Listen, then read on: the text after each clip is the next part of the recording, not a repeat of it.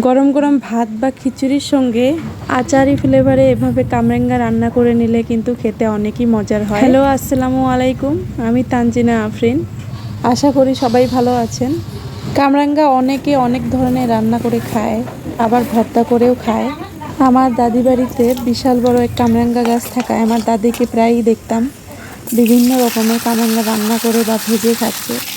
একদমই সিম্পল, না রান্না করতে বেশি সময় লাগে আর না বেশি কিছু উপকরণের প্রয়োজন হয়। প্রথমে এটাকে কুচি কুচি করে কেটে নিয়ে গরম তেলে দিয়ে দিলাম 5 ফোড়ন।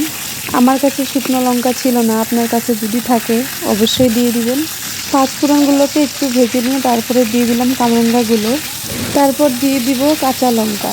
আমাদের বাড়িতে বেশি ঝাল খেতে পারে না, তাই আমি কম কাঁচা লঙ্কা দিয়েছি। আপনি পারলে অবশ্যই বেশি দিবেন।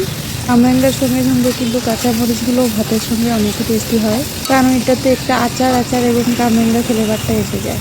তারপর দিয়ে দিলাম চিনি। চিনিটা অবশ্যই দিবেন, যেহেতু আমি শুকনো লঙ্কা দিতে পারিনি তাই আমি লঙ্কার গুঁড়ো ইউজ করেছি, আর সাথে চাট মশলা একটু দিয়ে দিয়েছি, যেটা অপশনাল। কামরাঙ্গাটা সিদ্ধ হয়ে যাওয়ার পর দিয়ে দিব 3 চামচ ভিনেগার। তারপর 5 মিনিট হাই ফ্লেমে রেখে অফ করে দিব। আপনাদের ঘরে কি এরকম রান্না হয় অবশ্যই জানাবেন।